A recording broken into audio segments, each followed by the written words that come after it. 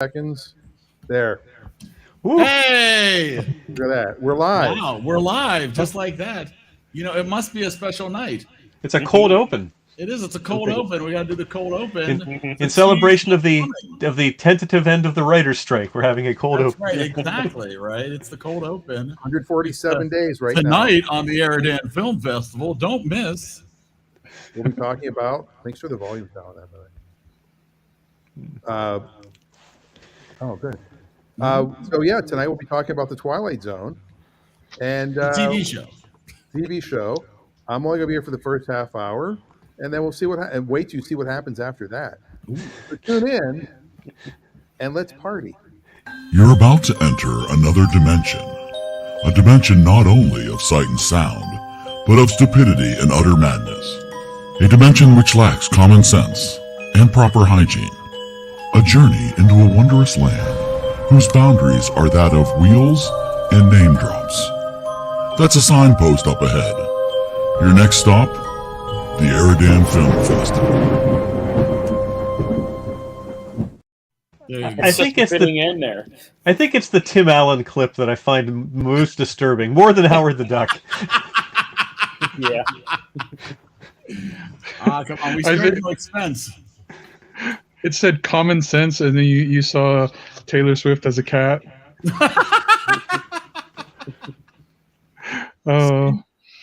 See, there are no accidents. This is our end of the month show where we talk about a TV series instead of a movie.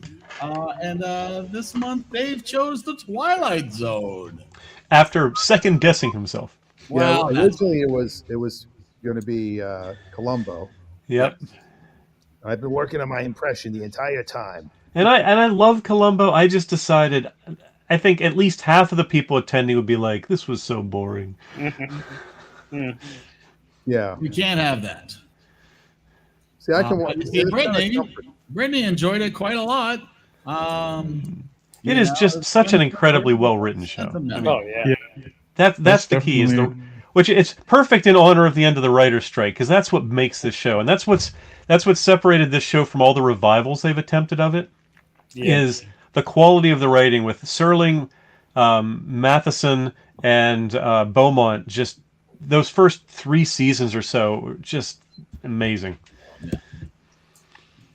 For sure. Adam says he only watched one episode. I'm curious what episode it was. Yeah. Clearly, it was the Christmas episode, I'm sure. It was the color episode. They never did it. It was the movie. It was the Vic Morrow movie. Oh, he was the headliner of that one, wasn't he? Oh, bad. Too soon, Dan. As I mentioned, if you watch the very first episode, they filmed it in Hill Valley from Back to the Future. That is correct. As they filmed at Universal the first. And it's pretty obvious too. It is pretty obvious. Yeah. Oh, Adam says he watched the Shatner one. Which is a fun episode, but it's certainly not one of the best episodes. Yeah. It's not the best acting. My God, there's someone on the wing. It's even better in the newer movie where he does. It's the same deal. It's great. It's John Lithgow though, isn't it? Yep, it's Lithgow. Yeah. Yeah. There's 2 of them I think they remade. They remade that, and I also think was it Kick the Can that they remade for something or other. They know they did a remake. Well, then there was of the that. TV show that came back. Yeah, that's right. Forrest Whitaker was the host. Because there's one going on right now, isn't there? Isn't I think Michael there is Key? a new one. Yeah, One of them. I haven't watched any of the new Black. Well, it's just, I mean, Serling, that was the only real problem. That's why it only lasted. Well, ratings were starting to suffer, and it was expensive. But the number of he wrote over half the episodes of a 5-season run of a show. I mean, it's just that's great. He was just burned out. He just couldn't keep up the pace anymore. I mean, I found it interesting, but I'm not. This is not my show, right? Like, it's very interesting to see what people found fascinating in the 60s.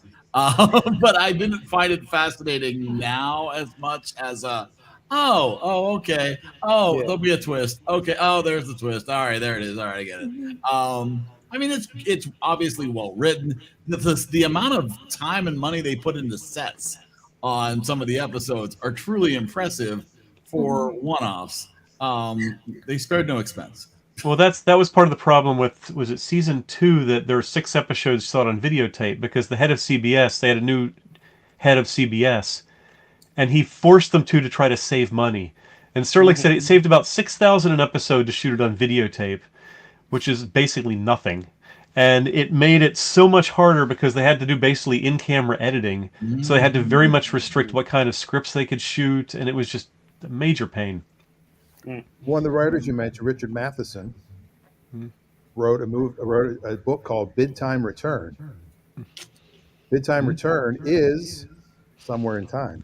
Yes, it is. Oh no! Yep. Didn't he also write the book that was What Dreams May Come? The Robin Williams movie. Legend. Yeah. I know he did I Am Legend, which was originally the Charlton Heston, the Omega Man. That What Dreams May Come. He wrote. Yeah, which is a movie that some people I know really don't like. I really enjoyed it. He was a tremendous writer. Yeah. Now, Brittany is in the comments, and she's Mina is very excited to see Uncle Brian. So there you go. And Stacy points out that there are lots of shows like this. And they've tried to revive the insult. I mean, there was Steven Spielberg's Amazing Stories. There was, remember Serial with Susan Anton? Oh yeah. They've tried over the years to do the anthology series, and they're still doing it to a degree. They just tend to be season by season anthologies. So American Horror Story, every season is standalone, but the season itself is all connected episodes. That's slightly off. Now Adam mentioned this earlier in the chat on Facebook that he every episode is very much morality and life lesson at the end.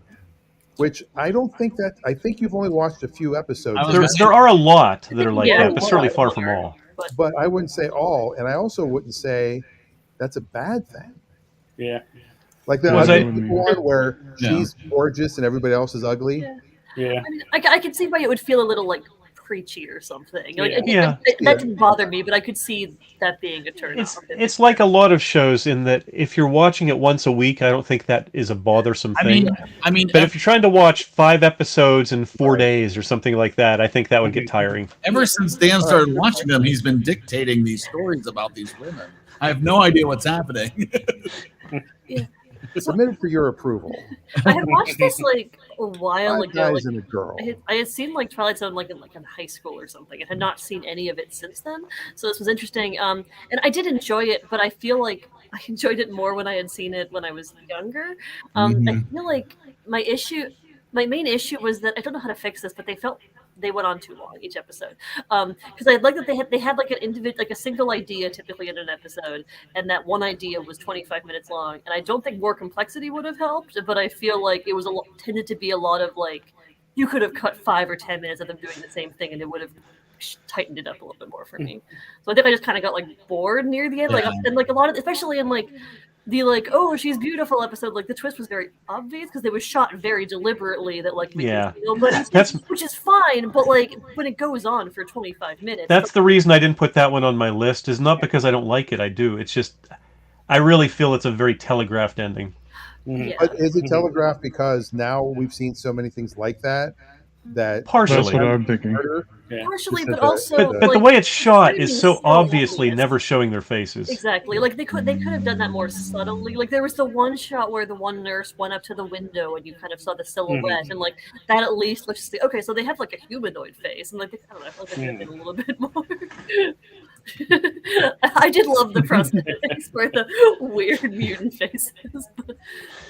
Yeah, I liked how I like how they tried to deal with space, because that was something new, wasn't, and in hindsight, after we've seen a lot of these things, and to see some of the stuff that they tried to do with it was pretty. It was very much in the era, because that was the 59 to 63 or so. Mercury that's the era with Sputnik and Gagarin going up and John Glenn. Before people came jaded to rockets going up, and every launch was just like people on the edge of their seats, and you didn't know if they were going to come back. And it was a very different time. And then the same with like we're talking about the moral idea. There's a lot of they already dealt with like nuclear annihilation quite a bit. It was also that was the era too. It was also interesting. and I maybe chose more than one of these episodes. There are a surprising number of episodes that deal with death. Yeah. That it's very much a theme that Serling. There was the Robert Redford episode was about death. There was the very first one. The first one. There were multiple, and I thought they were well handled, but it's just interesting that that's clearly something he was trying to address. And I mentioned this in the chat a couple of days ago. He was facing so much censorship in his TV writing. He wrote Requiem for a Heavyweight, which is considered a classic TV play and then a classic movie. And in the TV version, he had to cut the line, "got a match," because one of the sponsors sold lighters. And he just kept, it was literally that bad. And so he just thought, if I do this in sort of a fantasy science fiction horror realm where it's more allegorical and less direct, I probably can get away with more. Because he wrote a story basically about the Emmett Till killing. And then they rewrote it from being a young black man to being a Jewish street peddler. Then they rewrote it again to just being a generic immigrant. And that's the way it finally was filmed. And it just kept watering it down with each iteration. And it just it drove him nuts. I think that the shows are they're almost like a sketch or a joke where you have the punchline. So that's like the surprise ending. And then you have to reverse engineer it. So how am I going to get there? How can I, go left or right and, kind of fake people out? Though not all of them had surprise endings. Like the post-apocalyptic one where it was just the two people. With Elizabeth Montgomery and Charles Bronson? Yeah, the two of them. The man and the woman. Yeah, and that's one ending. It was just them kind of slowly. That's one of the reasons I picked that, was because I just thought it was a very sweet episode in its way. And sort of it's one of his anti-war episodes. Message. Yeah, it had a message, but it didn't have a twist. And, well, what about To Serve Man? That had a twist. It did, but the twist makes no sense. Right. It's a cookbook. I'll address that now, because I read the story before I saw the Twilight Zone episode. It was written by Damon Knight, and it was in an anthology, science fiction anthology in our middle school library. And I bought the book years later because I just loved the anthology. It was called Cosmic Laughter. And I read it, and I'm sitting there reading it going, and I get to the end and go, this makes no sense. The twist makes absolutely no sense, because the entire twist is based on the fact that the word to serve in English means both to be in service of, as in a servant serving his master, and also to serve as in food. Yeah. And the chances of an alien language from another planet having that same property of that word is just insane. It makes no sense. This is true. But it's still on a lot of people's best of lists and on a lot of people's number one slots in their best of lists. That's like when Patrick Mahomes tweeted after Aaron Rodgers got injured. He said, "I hate that man." And he meant, "I hate that, comma, man." Yes. Well, have you ever seen the book Eats, Shoots, and Leaves? No.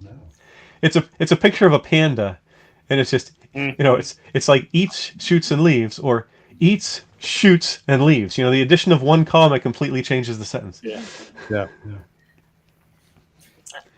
There was an episode.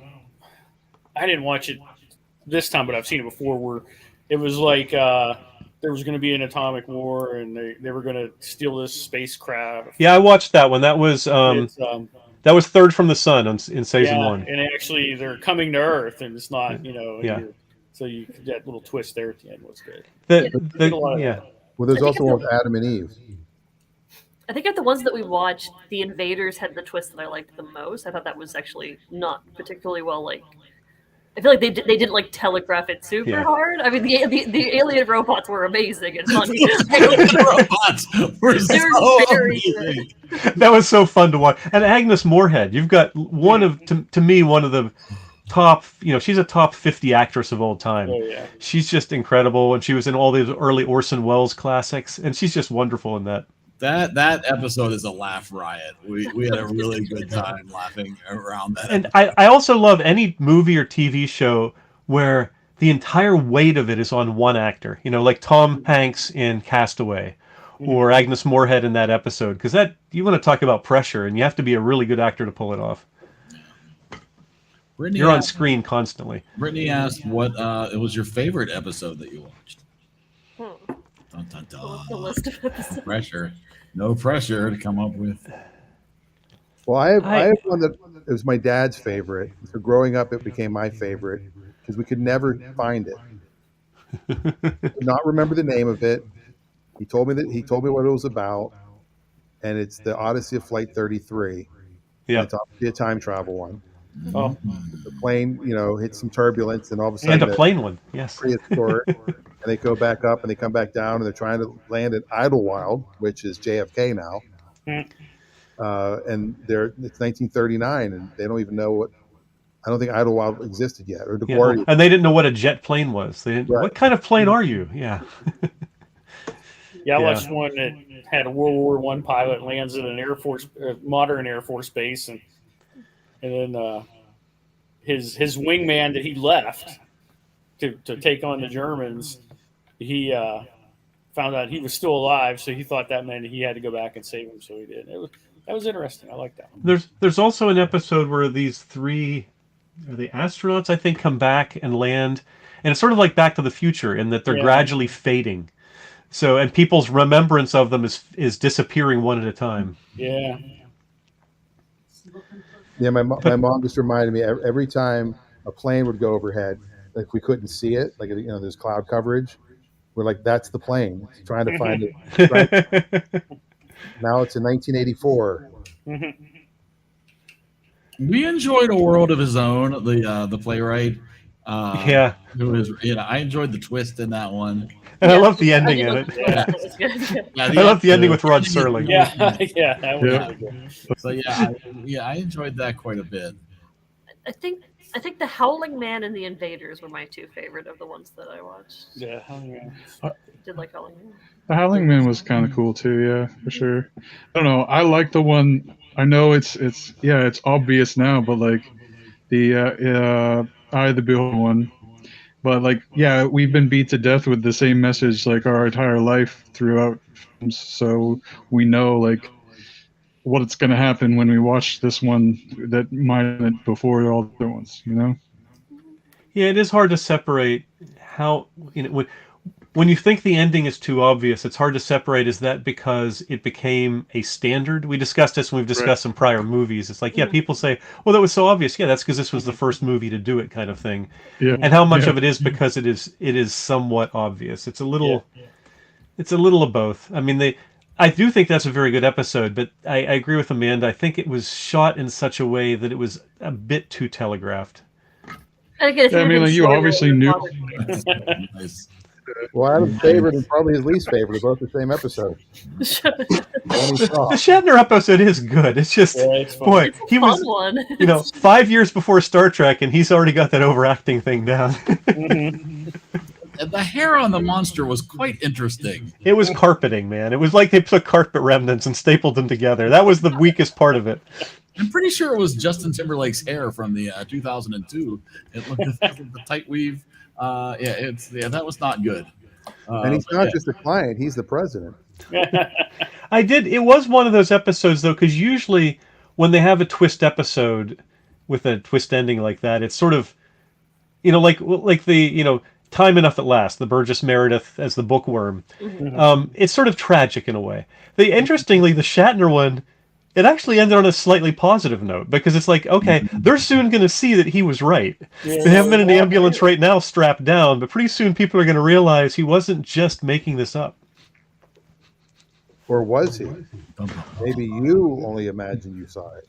Exactly. Oh, who's the crazy one? But I personally have a lot of sympathy for Time Enough at Last because I used to get fussed at the breakfast table because I would be reading the cereal box instead of interacting with people. It's like, stop reading and talk to us. And so it's a trait that I understand and sympathize with. That's one of those ones where it's like, okay, I get that you have to be married for this plot, but why are you married to this person? You seem to hate each other. It was the 60s. Nobody liked each other. And yet he did seem genuinely just in pain when he realized she was gone. Yeah, I appreciated that at least. But, yeah. But yeah. I mean, and just Burgess Meredith is such a good actor. I mean, just when he's standing there going, and I'm alive, and I don't know if I want to be. Mm-hmm. It's just so matter-of-factly stated and so understated that it really gave it more power. Yeah, that was one that I'd never seen before, but I knew the twist ending for that one ahead of time. There's no references to it, but I was pleasantly surprised that it was not the post-apocalypse immediate yes, I got all the time I need. So I'm glad there was that arc that made it more believable, because that's definitely what I was expecting. Yeah, that's true. I did choose 2 post-apocalyptic episodes. Yeah, so just I think I saw or I heard an interview with Rod Serling's daughter, who was talking about how they had like a shed in the backyard, and he would just be in there all day, every day, writing, and he just stayed away from everybody, and he wasn't like a great father, but he obviously provided well, but he just was out there writing at his house in his shed. He had like the first man cave, maybe. Dan Aykroyd did a really good on SNL. He used to do a good Rod Serling. Yeah, he did. Yeah. He also did a great Jack Webb. Yeah, and a good Tom Snyder. Yeah, I did really like the Keenan Wynn. Actually, it was funny because two of the episodes I put on, you had Ed Wynn in One for the Angels. Yeah. And then you had Keenan Wynn in A World of His Own, which, I 2 actors I really enjoy watching. Your list was a win-win, is what you're saying there? It's a win-win, exactly. You're not allowed to give that to yourself. No? Are you? Wow. And the number of stars. I mean, it was almost every episode had somebody who later became much more of a star than they were when they were in the episode. It's like the reverse. Just the number of guest stars they had. It's like the reverse of the Love Boat, where they're done being stars.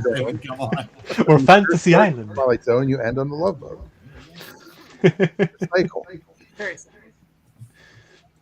I mean, I don't know how many of them were actually stars at the time they were on. Probably very few. I mean, Agnes Moorehead was, because as I said, she, in the 30s, she'd been in Orson Welles. She'd been in Citizen Kane, and she'd been in. So she was past her probably peak period at this point. This was pre Bewitched, but she was certainly a very well-known actor. Bronson by then, I think, was pretty known. And Art Carney, of course. Oh yeah. He also had a very young Robert Redford. And they had the one episode that was even kind of about that, right? The actress who passed her prime or whatever. I forget what the episode's called. Yeah, it was much like Sunset Boulevard in a way. Yeah. Well, they actually had a great Columbo episode like that too, with the Janet Leigh episode. Yeah. Agnes Moorehead won an Emmy in 1966. Yes, she did. But was that for Bewitched, I'm guessing? No, I don't think so. I'm trying to remember what it was for, but I don't remember. May have been Bewitched. This is interesting, and maybe this math is weird. So TV Guide ranked the original series number 5 in their 2013 list of the 60 greatest shows of all time, and number 4 in their list of the 60 greatest dramas. Okay, I thought it was the opposite. I was like, how could you be? I thought it was a higher number of dramas. So it's a top 5 show. Mm-hmm. Yeah, I mean, certainly some of the production values. We talked about the monster on the wing being sort of a little cheesy, and there are a few episodes where the budget being somewhat limited showed through, but I think the writing overcame it most of the time. Oh, yeah. Wild Wild West. Of course, that's what you wanted for. But I grew up as a kid. I mean, I knew Agnes Moorehead as Endora from Bewitched. I mean, that's what I grew up on. I didn't find out later that she was a really well-respected movie actress. She had both her and Elizabeth Montgomery in episodes that I picked. Yeah, Agnes Moorehead was also in radio, because I've reading some things about radio in Pittsburgh, and she was. Well, that's where she came in with Orson Welles, because Orson Welles came from the Mercury Theater. Yeah. So if you wanted to talk a little Columbo, Dan, before you have to leave, we certainly can. Well, all I want to say about Columbo is, as Adam mentioned, he's very much correct about it is formulaic, but most of those types of shows are. Like you kind of, and it's also reversed it because you knew who did it, and they was just trying to see how he bumbled his way into it. Mm-hmm. And I think that's one of the reasons I loved it, because so many procedurals, the denouement is disappointing. It's like, oh, I guess if I had noticed that he had a hole in his right sock, maybe I would have figured out who the murderer was. But only Jessica Fletcher realized it, kind of thing. They can be enjoyable, but they don't usually surprise. And I think Columbo was, some of the ways he caught people were really fascinating. And again, it was another cavalcade of stars. The people that he had on that show as murderers was just incredible. Did you like Columbo? I'm asking my mom. Did you like Columbo? She loved Columbo. Oh, yeah. She's got taste. And then to do the eyes, you have to cross your eyes and then move one over, and then say incidentally. Okay, Kevin Pollak. Yes. That was the closing technique. I think I mentioned that before. When you learn sales, there's the Columbo close, where you get all, especially in cars. If you've ever bought a car, they've done this to you, where you agree, okay, I'll take $5,000 for my trade and $250 a month and $2,000 down. They go, okay, and they start to walk away. Then they come back. One more thing. Yeah, I was talking to the guys in back, and if I can do this before I go, I just want to make. You always had the one more thing because they need it more. Well, did you hear? I think I mentioned in an earlier. This was probably a year or more ago, though. The origin of that one more thing was purely pragmatic. They were Levinson and Link, who were writing the original script, plugging out there on the porch. They were doing it on a typewriter. This was way back. And they get to near the end of the page, and they realize there's something they forgot to mention. And rather than retype the page, they just had Columbo come back and go, "Oh, one more thing," and that became the trademark. That's fun. Wow. I did not know that. Yep. That's wacky. Wow. All right, so we have to pick the next show, right? Yeah, that's correct. Yep. And I don't get to pick. Nope. No pressure. Brittany, Dan, and Dave have already chosen. Leaving to my records. Yeah. Leaving myself, Adam, Wade, Amanda, Stacy, and Brian. And my mom. And your mom. Oh my goodness. That's correct. And Amanda, or did she pick? Yeah, he mentioned me. He did. Yeah, I picked last year. So. It's Inception. Wait. That's a real. There we go. Now it goes forever. All right, here we go. That's more fun. All right, so let's do this. And all the artwork, by the way, is for sale. My mom painted it. If anybody's interested in some artwork. Oh, very nice. All right. Still black and white. I'm gonna give that a little shuffle. Well, it fits the Twilight Zone pretty well. So yeah. I'm gonna give that a spin. Nothing if not.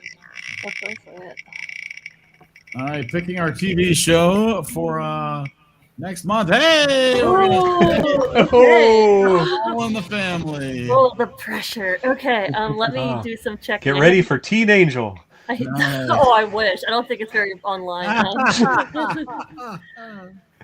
Okay, I have a list to choose that I made to choose from, so I will. Right, we knew you'd be prepared. Yeah, I'm between a couple of me. I just see what's available. So we can do this.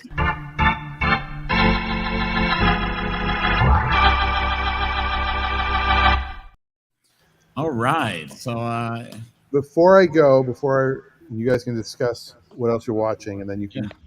Eric just texted me what our TV show is. Clutch Radio will be back on October 7th. Ooh. We are changing the name and a little bit of the format. So, little teaser. Nice. It's now going to be automatic transmission radio. It's going to be CVT, continuously variable transmission, also known as a POS. Wow. Well, that is very exciting. So yeah, we'll be Saturday, October 7th.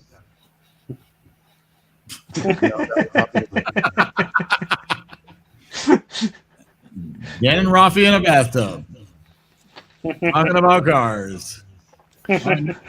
Just a quick reminder that next week we will be discussing Roxanne and big. Big. So could they have made his face any bigger on that poster? His nose is big. Everything's big about that movie. But yeah. So that's next week. Both streaming somewhere. I forget where they're streaming, but they're both available. I think on Amazon Prime. So yeah. Honestly, I did not get to watch much this week at all. That said, we did watch the Barbie movie twice. So does that count? I don't know. Maybe. But yeah, outside of that, I don't think we have had a lot of time for additional entertainment. It's been a lot of work. We have started watching season 2 of Welcome to Wrexham. Oh, nice. I want to start watching that. Yeah, and again, I really think you would enjoy it, Eric. Let me put it this way: it's one of the very few sports-related shows I can consider recommending to you. Okay. Oh, you know what we did watch? We watched I, Tonya. Wow. Really? That's one of Reagan's. It got good reviews. I said it's really enjoyable. Well, on that, I'm gonna go. Okay. Ooh, we got some good news in the chat.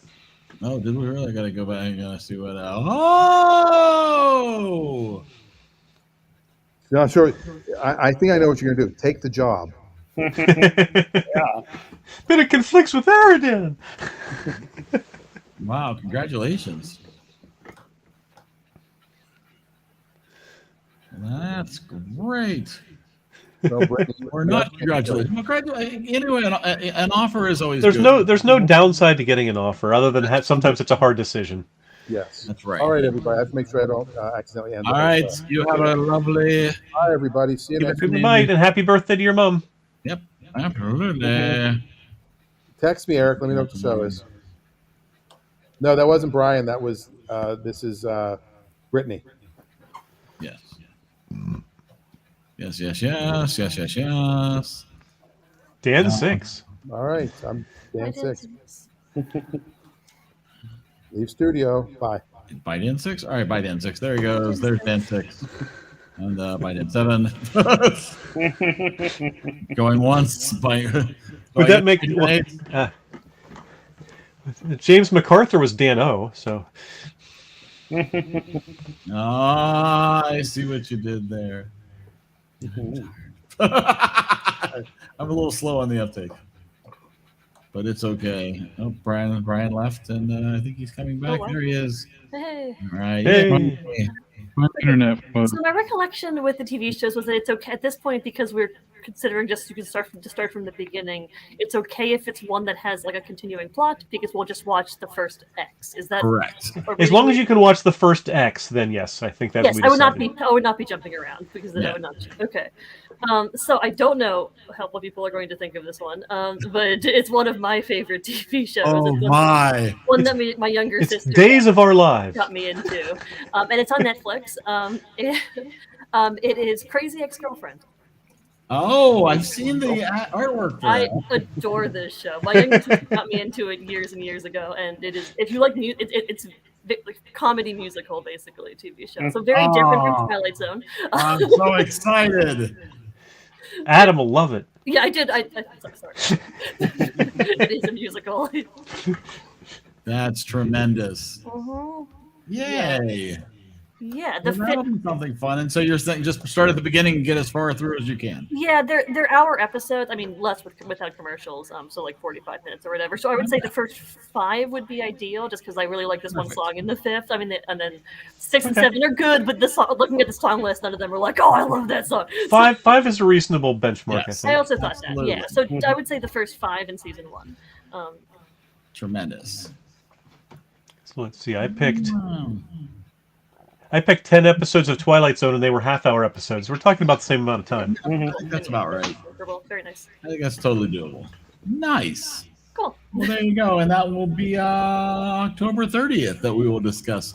Wow. Time. The day before Halloween. It will be. It'll be, yeah. And so, and if it turns out that people are trick-or-treating that night, we'll figure out. Oh, and another thing we've been watching is, and I've said this before, to me the best series of Lego Masters is the Australian series. Yes. So we're watching season 5, which was it's Lego Masters Grandmasters, where they brought back some of the best builders and winners from the first 4 seasons. Oh, gee. But they've ramped up the difficulty of the challenges to an exceptional degree. So it is just, it isn't really great, but it is really stressful. Oh my! The most recent episode, they had to build a model. They had a steel cable that was 6 meters tall, which is about 19 to 20 feet, and it had to climb the cable. Oh my goodness! That's awesome. And all but 2 teams succeeded. Wow. Yeah. Nice. Oh my. That is ramping up the difficulty. That's for sure. It is really great to watch, and the host is so good, and the judge is excellent. Brickman is really awesome. It's just I just love that show. The American show's fun. I like Will Arnett, and it's okay, but it's not as good as the Australian. We sort of lost. We were good for a while, and then yeah. So yeah, like all right. So Brittany, hi Brian, or should I say? Blah, blah, blah. Yeah, there's that. Is somebody having a stroke? Maybe. No.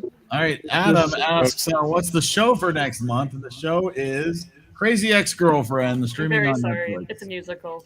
That's But part of surprise. That's a surprise. And it's so later. different from Twilight Zone. It felt like a good contrast. No, I love variety. I love switching between sitcoms and dramas. That's what makes it fun. We haven't done any musical TV shows before, so it's not like this is Nope, it's very true. You could have done Cop Rock. over provision genre.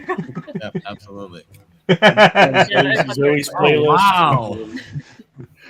Straight up. That's fair. And that might be the right choice, Adam. You might not have to want to worry about that. So I was going to watch Crazy Current Girlfriend, which is a different show. Yeah. There you go. Great spin. So is there anybody besides myself that will not ever watch Twilight episodes again? Twilight Zone episodes again? Well, like I pointed out in the pre-show, having the Blu-ray set, which has an amazing number of extras on it. Every episode they have both original and remastered audio. They have interviews with Serling and with various cast members.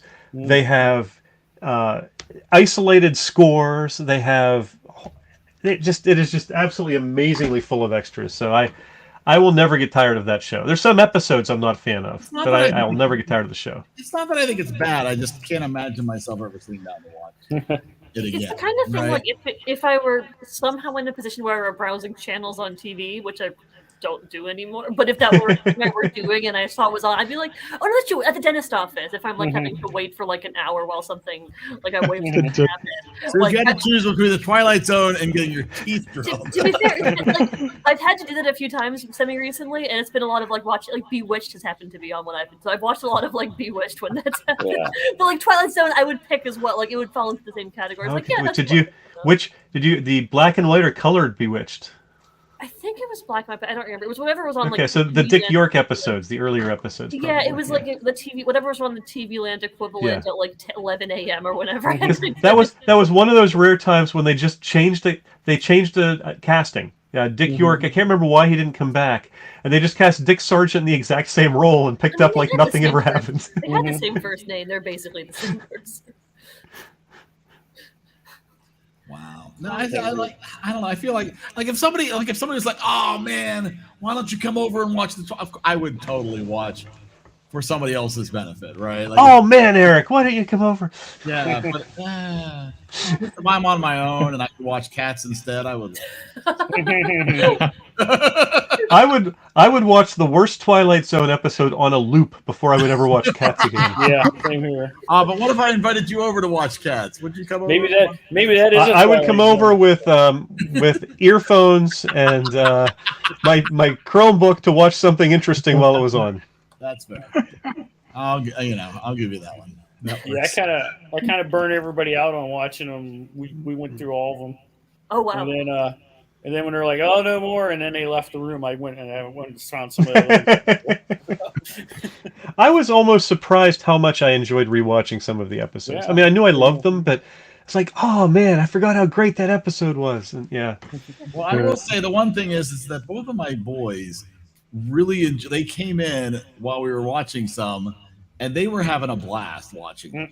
Nice. And whether it was just because they were funny or because they were truly enjoying how they were being made, that if they were ever like, oh, hey, let's watch more Twilight Zone, of course I would.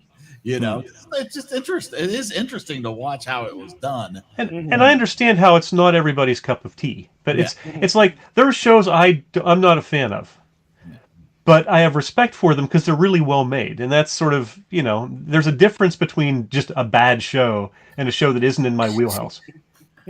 Hey, Brittany, challenge accepted. Just saying. I'm just saying. It comes free. You know, every DVD comes with a box of edibles to make it bearable. See how bad that shoulder really is hurting. Oh, go ahead. Oh, I was just gonna say the one thing my dad said about it when I was watching the Twilight Zone. He's like, I didn't even have to see what you were watching because like the music is just so recognizable in the Twilight Zone. Oh yeah. Like he's just like, it's just Twilight Zone. Yeah, absolutely. Well, and just I also like the way they handled the first season. He wasn't on camera, other than, you know, that World of His Own and maybe one or two others. In the second and third season, the way they would sort of incorporate him into the opening, I thought was just really nicely done. Yeah, and I think to me it held up quite well. I mean, as I said, they were like, I tended to get kind of like, okay, I get the idea. You can move on in the middle, but like, I mean, I still enjoyed them, and I still thought they were cool concepts as episodes, even if I think the pacing was kind of. But you had already figured it out. Yeah, but even the ones that didn't have like a figure it out, like like the Invader, I loved the Invader. I loved her battle with the little robot, but like 20 minutes of it was just battling with the little robot. Right? You could have easily cut that out robot. When she picked that robot, that was... I did love it. And it went flying. I love the knife coming out of the like. Yeah, the knife coming through the hole in the door. Yeah. Oh yeah. And just watching the robots walk was just so fabulous. It was really good. But there was the fun thing about it. I mean, there was comedy, but then, you know, you see her as she's dealing with the welts from their little guns, and you know, obviously in pain, and they just kept going back and forth between it. It was just so much fun. I think it's a more enjoyable show to watch with people.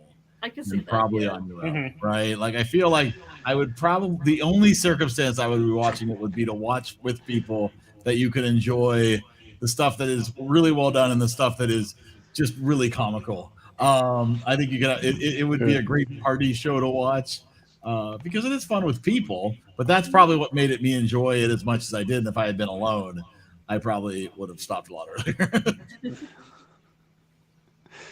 Fair enough. Good stuff, though. All right. Well, anybody else have anything they want to share? There's a short show tonight. But anything? I just want to say just a quick comment on Welcome to Wrexham. Oh, please, yeah. One of the things that's really interesting about it is it's only on the surface really a show about soccer. So much of the episodes they spend some time with Rob McElhenney and Ryan Reynolds talking about their involvement with the team. They spend a lot of time with the team, no question, but they spend so much time with the fans and the people in the city. We just watched an episode tonight from season 2 where the entire episode was just about this one autistic fan and how her fandom for the team basically transformed her life. Her mother said how reclusive and angry she had become, and then when she got season tickets, how she came completely out of her shell.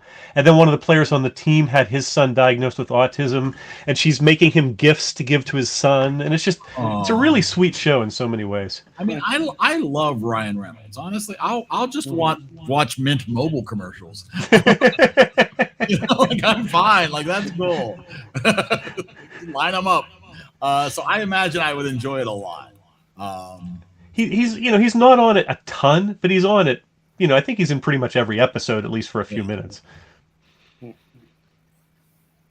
Amazing. Yeah, I think that's on my list. Cool. Yeah, so Reagan and I watched Love at First Sight last night. That has Haley Lou Richardson, which is in her Columbus and her other movies she likes. It was pretty good. Even Reagan pretty much liked it. So cool. Oh, who passed away? Robert Vaughn? I don't know my man from Uncle. It's Robert Vaughn and David McCallum, so I'd assume it was Vaughn, who was also a Columbo villain. Oh. It all comes full circle. He played. It was one of the unusual episodes because it all took place on a cruise ship, and Columbo is there, and he's got to figure out who did it before they dock, otherwise he's going to get away. Oh, David McCallum. Okay, so it wasn't Vaughn. Vaughn probably already passed away. Well, of course, if it were Dan were here, he'd be sure he passed away 20 years ago.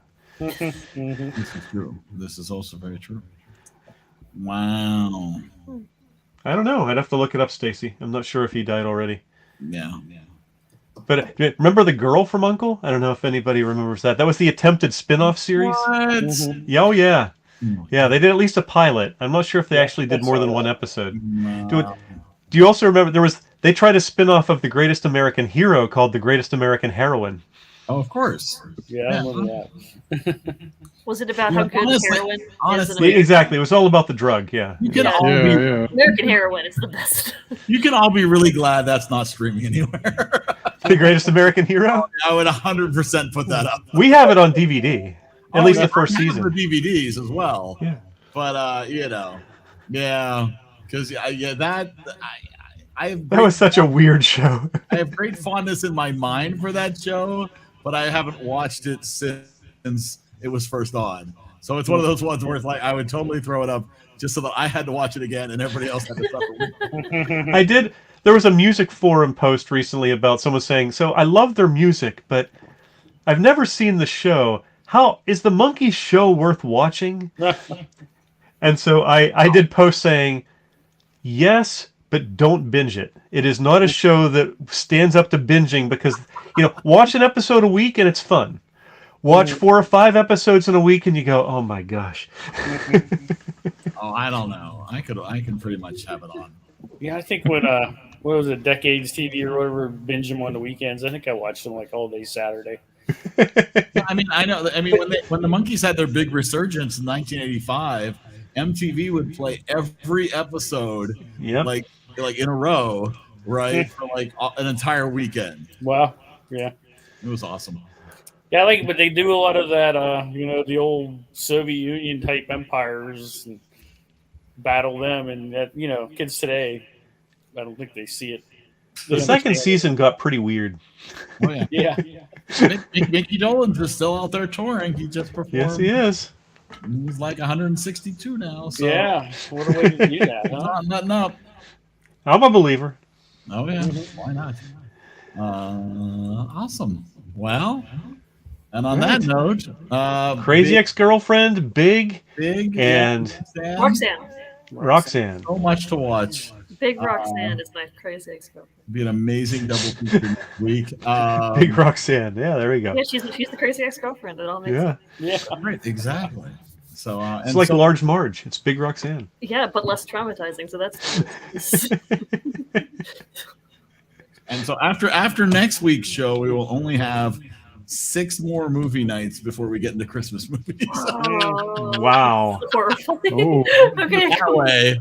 And the Christmas movies are always so divisive. They really are. It's a high variance season. Scott's shock a week or two ago when I said, "You didn't like The Bishop's Wife?" to Adam or somebody. I can't remember who he was talking to. But holiday movies. Yes. Yes.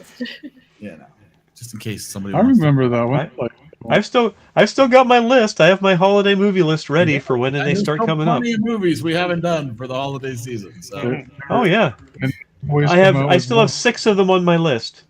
And I think that worked pretty well last year, where it was every week was a double feature. I love that.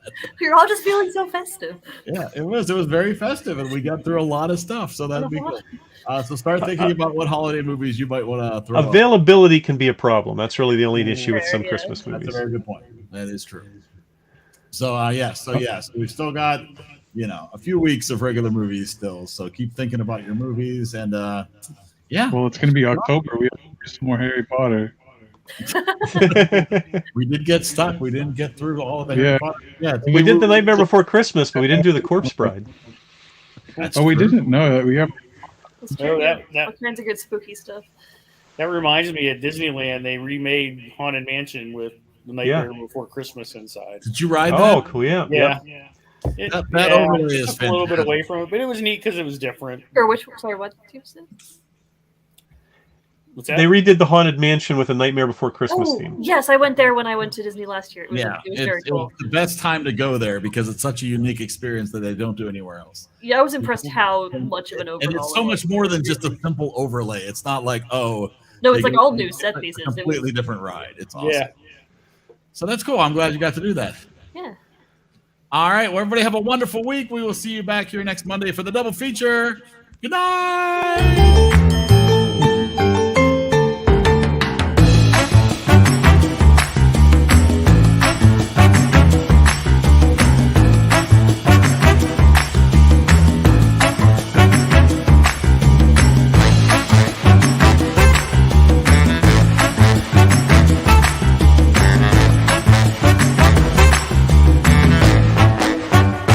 In case I don't see ya, good afternoon, good evening, and good night.